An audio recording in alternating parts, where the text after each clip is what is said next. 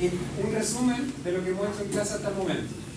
Hemos hablado un poquito de qué era parte de la clase hablando de control motor, hablamos de esta vía piramidal, también dijimos que tenía dos elementos, una vía córtico-espinal y una córtico-nuclear.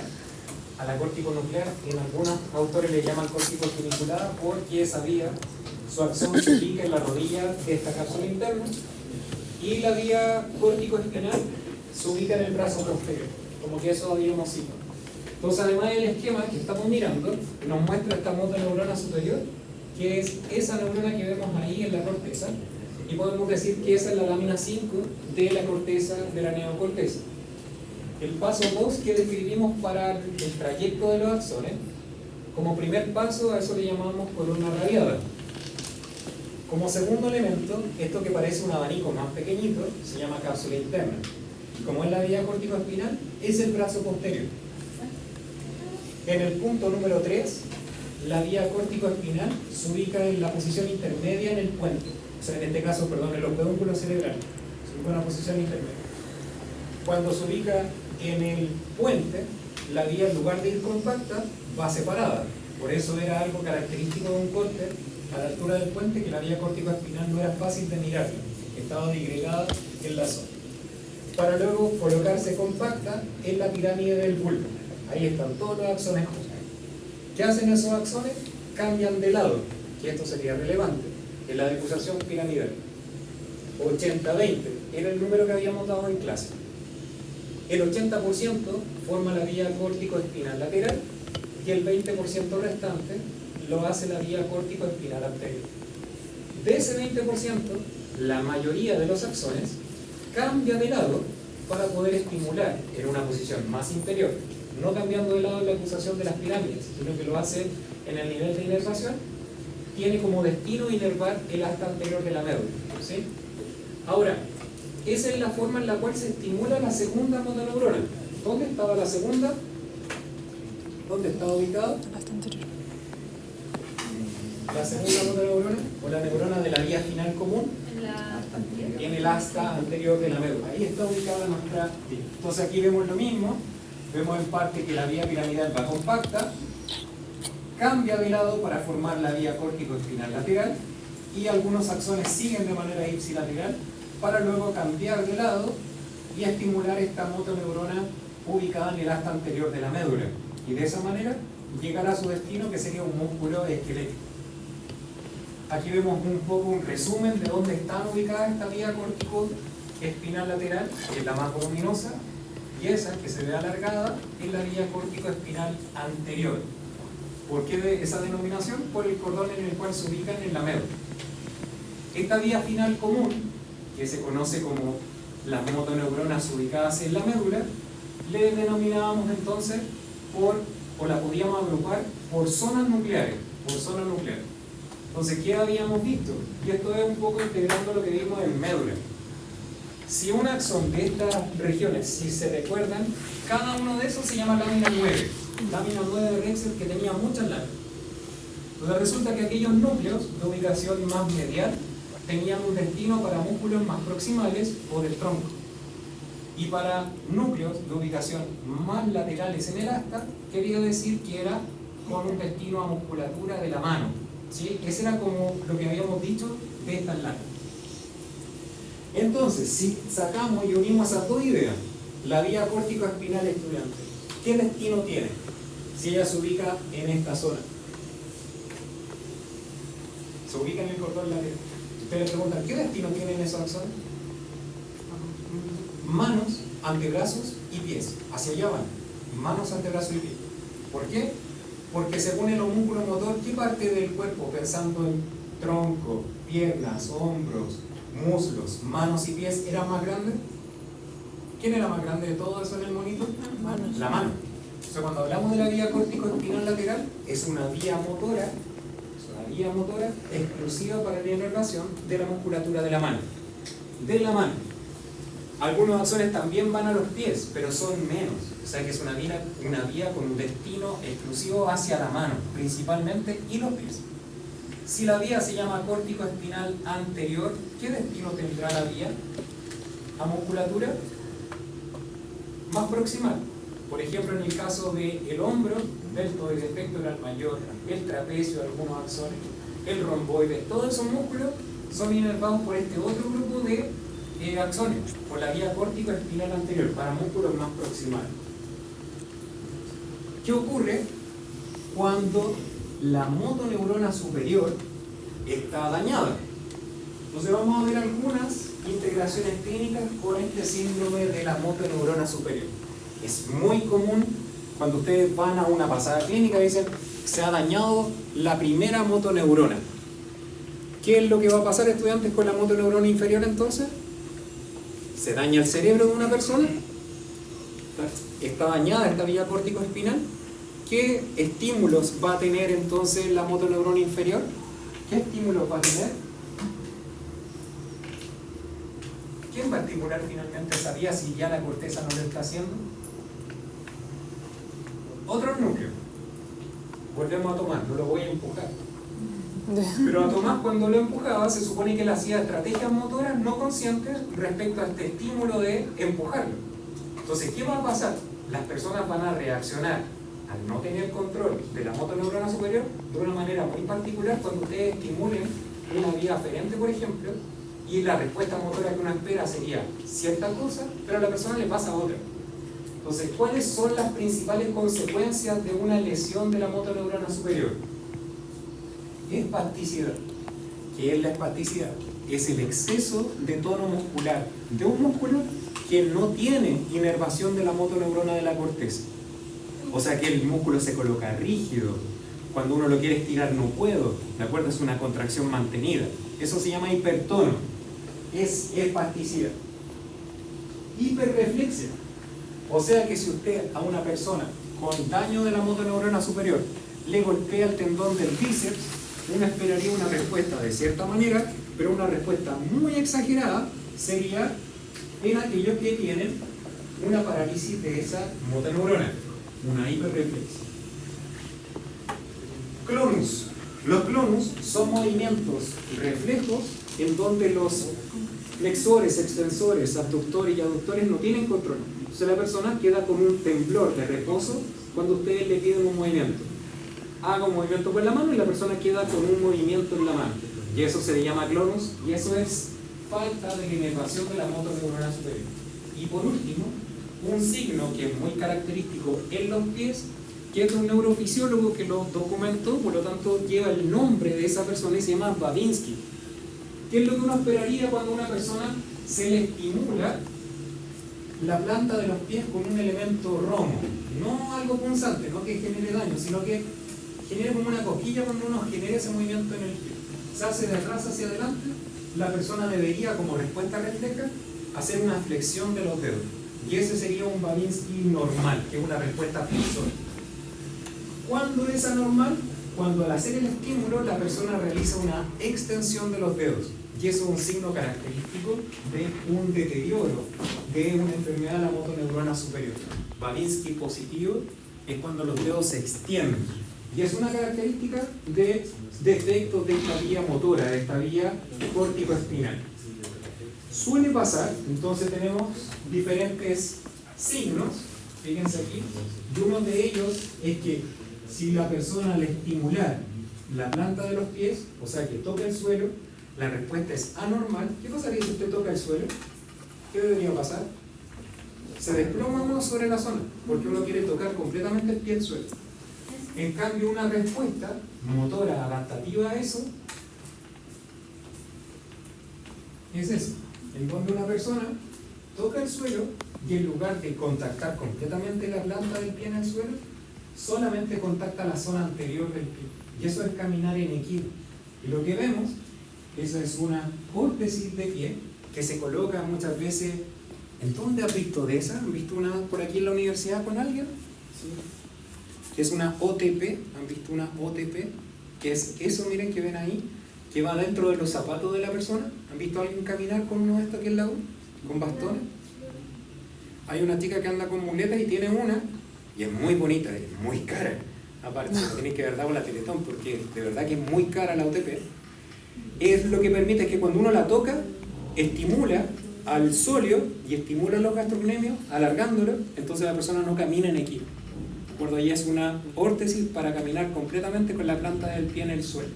Entonces una adaptación para este pie en equino es esta órtesis, que generalmente son tan chiquititas que entran en los zapatos y así permite contactar el suelo. ¿Sí? Y es para estos pacientes que caminan en equino. Otro signo característico es lo que están viendo ahí, es una hemiparesia. ¿Qué es una hemiparesia?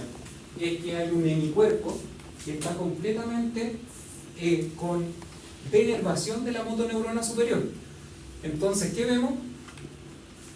Por el tono muscular hay un patrón flexor. Por el tono muscular en la mano hay un patrón flexor. Miren cómo quedan las rodillas, o miren cómo quedan los pies. Flexor, porque estos músculos tienen mucho tono, entonces la persona, y también con la mano flectada. Con la rodilla, como el cuádriceps tiene mucho tono, la rodilla queda como un palo, no queda en flexión. Y el pie queda en equino. Y ese signo es característico de un daño neurológico de la motoneurona superior. Eso es una hemiparesia, en este caso es espásmico. Estamos hablando de un adulto que por lo general la única causa en un adulto que eso lo puede provocar o es un tumor o es uno de estos. En Chile es uno de estos. ¿Qué es un ACV? Es un accidente cerebrovascular, que es la patología más común después de un infarto por miocardio en Chile, causante de discapacidad o de muerte en un adulto. Por lo tanto, a ustedes les va a tocar alguna vez en el CEFAM o en algún lugar tener una persona, evaluarla con un ACV. Es muy frecuente. Son pacientes crónicos, generalmente también son diabéticos, y además asisten mucho a los servicios porque necesitan mucha ayuda para compensar este tono muscular que está alterado. Aquí hay otro concepto que vamos a incluir también en nuestra clase, que es estos dos términos, decorticación y descerebración. ¿Qué ocurre? Que hay personas, debido a algún tipo de infarto cerebral, miren dónde está la lesión, miren dónde la vamos a trazar. Sobre los pedúnculos cerebrales.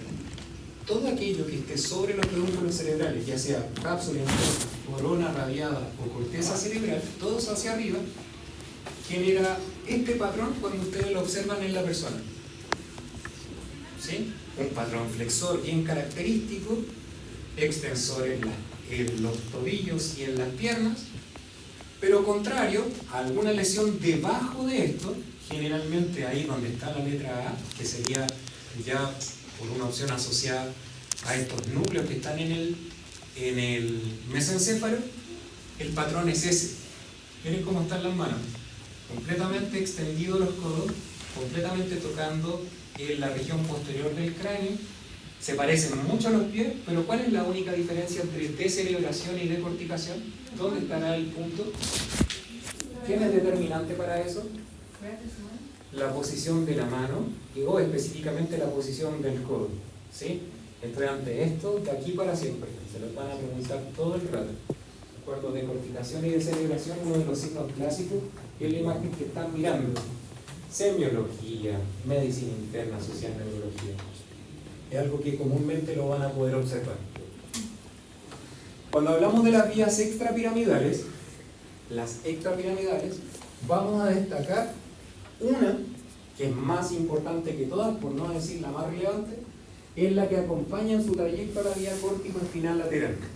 Es la más grande de todas y se denomina así, la rubroespinal. Sería la que tiene ahí el número 3. Se puede decir que ambas vías son las que ocupan el cordón lateral. La vía reticuloespinal, tenemos una anterior y una lateral. También tenemos una vía tectoespinal, que está ubicada aquí casi con la vía córtico-espinal anterior. Tenemos la vía vestíbuloespinal, que también hay una lateral y una medial, pero ahí la posicionamos por el número 4. Y una olivoespinal que es poco conocida y que en clase, la verdad, no lo vamos a ni describir. Características que tiene, su origen, ¿dónde es? Si alguien le pregunta una vía extrapiramidal, ¿dónde se origina? En una zona que no sea el cerebro. Esa sería su respuesta más fácil. Una zona que no es cerebro. ¿Qué zona de nuestro sistema nervioso tiene núcleos que puedan tener un rol motor? O están en el bulbo, o están en el puente, o están en el mesencéfalo. Esas vías hacia allá se debieran originar. Entonces, cuando revisamos la vía, la retícula espinal, hay una puntina y hay una vulvar.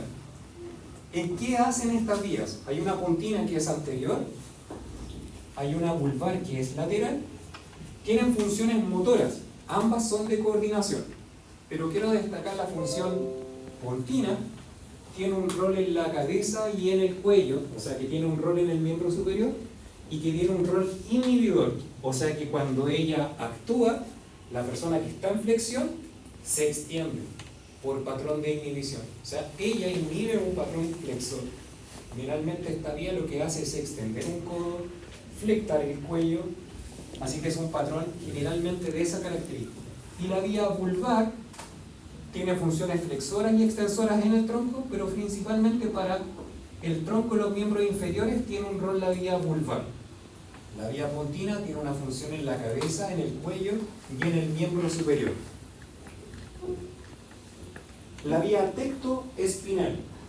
Esta vía es una de las vías grandes también de esta región, y la palabra tectoespinal deriva de tectum o de techo.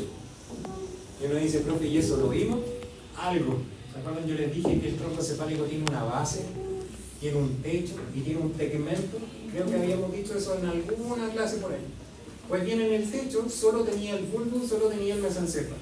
Respecto al mesencéfalo, es el origen para esta vía. Si ustedes le preguntan la vía tectoespinal, ¿de dónde se origina? Del colículo superior. Es del colículo superior. Esa vía, ubicada en el colículo superior, es una respuesta motora a las funciones que tenía este colículo. Si uno le pregunta a estudiantes, ¿recibe información retiniana? ¿Qué le estoy queriendo decir con ese retiniano? Que probablemente esta vía se alimenta de información visual, ¿y qué es lo que hace? Controla musculatura cervical en respuesta a estímulos visuales. Es una vía motora que se origina de acá. Miren lo que hace, se origina, forma una pequeña decusación a la altura del mesencéfalo, desciende, tiene control contralateral, o sea que el folículo superior derecho del esquema va a controlar la musculatura cervical izquierda, y lo que hace es que si usted se enfrenta a un objeto extraño que se le acerca al rostro, ¿qué es lo que va a hacer su cabeza? Va a girar. Y esa respuesta refleja es por esta vía, la vía tectoespinal.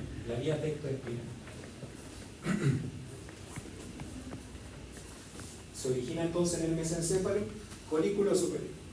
Aquí vemos una de las vías más relevantes, y se van a dar cuenta en cualquier paciente neurológico que esta vía se alimenta de información ¿de dónde?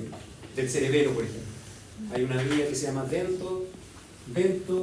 rúbrica talámica. Esa vía que viene desde el cerebelo, le entrega información a este núcleo rojo para que reaccione como un acomodo al estímulo del cerebro. ¿Dónde está ubicado? Se ubica específicamente en el cordón lateral de la médula. Su origen es en el núcleo rojo. Cambia de lado, o sea que es una vía de control contralateral. Aquí estamos viendo a la izquierda y está cambiando de posición a la derecha.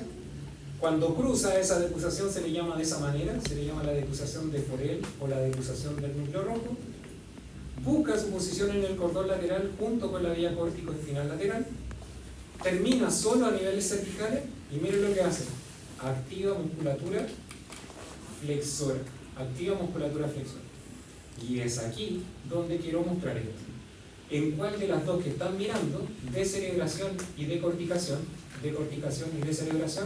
parece que la vía neuroespinal no le pidió permiso a la persona y le está estimulando todo el tiempo? ¿En cuál de las dos imágenes parece que esa vía está descargando información y la persona reacciona a ese estímulo? ¿Arriba o abajo? Arriba.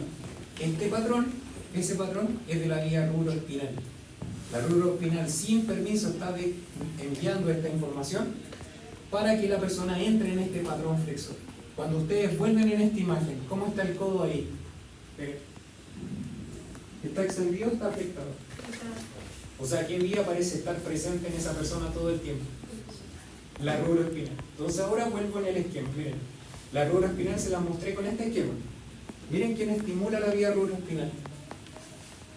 ¿Quién entrega información para que ella descargue? La corteza. O sea que la corteza llena de información al núcleo rojo. Si una persona tiene un problema con la primera neurona, que sería la corteza, el núcleo rojo solo va a descargar. Y lo que genera es un patrón flexor, que es muy característico, que esta actividad flexora de los miembros superiores, muy marcada, es por la presencia de este núcleo rojo. La vía vestíbulo-espinal se origina de los núcleos vestibulares, ¿de acuerdo? Que están ubicados a nivel del puente. A nivel del puente, y también algunos se van a ubicar a nivel del bulbo. Ahí tenemos entonces, justo casi en el surco bulbo continuo, el origen. Tenemos de dos tipos, hay uno medial y uno lateral, pero sí esta vía que se origina en estos núcleos, miren lo que hace, activa músculos extensores, o sea que hace todo lo contrario que la vía rúdula espinal, activa musculatura extensora e inhibe a los flexores. Por eso se podría empujar a Tomás. ¿Se imaginan él tuviera su lado sano? ¿Se acuerdan que yo lo he empujado de acá para acá? Pensemos que no es que fuera a pasar, ¿sí? Lamento si algo pasa. Él tuviera un patrón flexor en su hemicuerpo que yo lo empujé, ¿sí? Y está súper extendido. Y yo lo empujo a ese paciente. ¿Qué es lo que va a tener que hacer, sí o sí, como mecanismo de defensa? Poner la mano, ¿sí? ¿Por qué hizo eso de colocar la mano? Porque perdió equilibrio con la cabeza, ¿sí? La cabeza se movió. Al mover la cabeza, ¿qué es lo que estamos moviendo realmente? Unos conductos semicirculares que están en el oído, que me ayudan a la posición de la cabeza, lleno de información vestibular a esa zona, y lo que va a aparecer es un patrón protector, extensor de codo, extensor de rodilla, voy a poder erguir el cuerpo. ¿De acuerdo? Entonces esta vía es todo lo contrario que la vía rúdula espinal. Son como, una favorece la flexión y esta favorece la extensión. Se inhiben a sí mismos. Entonces la rehabilitación de un niño, ¿por qué creen ustedes que lo hacen saltar a un niño, lo suben arriba de una pelota, lo hacen caminar por una varita así todo el rato? ¿Para qué harán eso? Para sobreestimular esta vía. Y así ese patrón flexor característico de los daños neurológicos centrales, los pacientes representan otro patrón, que sería un patrón que uno quiere, que sería extensor. Aquí vemos un pequeño resumen de las vías. Si quisiéramos ver dónde están ubicadas las del cordón lateral, ahí aparece ese elemento cerquita, miren, son vecinos. Si esa es la vía corticoespinal lateral, que es una vía piramidal, ¿quién está al ladito? La rúdula espinal, ¿de acuerdo? Se acompaña, porque esta vía permite un patrón de qué tipo, qué musculatura activa. Musculatura flexora, es para musculatura flexora. O sea que cuando uno quiere hacer un movimiento, si usted quiere tomar el lápiz, ¿cuál es el patrón más común? Imagínense, tienen una tablet enfrente. ¿Qué es el patrón? ¿Es extensor o es flexor? De manera consciente, la vía quiere estimular estos patrones flexores para que usted pueda hacer las acciones que están haciendo. O sea, por eso estas vías generalmente van acompañadas. Esta vía rúdula-espinal de manera, cuando no está dañada, digamos, ¿sí? La vía, la que es antagonista de esta, ¿cómo se llamaba? La vestíbulo espinal. Hay una lateral y hay una medial, pero la vestíbulo espinal es completamente contraria. Ahí tenemos otra que es la tectoespinal. Esta ocupa toda la médula, la tectoespinal. ¿Hasta dónde llegará? Y para estímulos visuales reacciona, solo llega hasta el cuello, no tiene una influencia sobre el miembro superior, no tiene influencia sobre otra zona más que el cuello. Entonces es una vía bastante más corta. Aquí lo que vemos es que todas las vías, ya sean vestíbulo espinal, tectoespinal, todas van a llegar a esta motoneurona. ¿Dónde estará esa motoneurona que está ahí, esa naranjita de ahí? Todas van a estimular a esa motoneurona, es como se supone que es la vía final común. Esa se llama alfa motoneurona, y esa alfa motoneurona está ubicada en el asta anterior de la médula. Aquí un apunte solamente de un plano comparativo respecto a, fíjense, trayecto. Esto es un poquito lo que hicimos a la vuelta del receso, dónde se ubica la cápsula interna, en el pedúnculo, la parte más anterior del puente. Algunas características generales para que se quede, se supone, que esto es una idea general, de acuerdo de la clase de hoy. Muy bien estudiado. Nos queda una clase más, que me parece que va a ser la próxima semana. Esta clase, bueno, este viernes es feriado,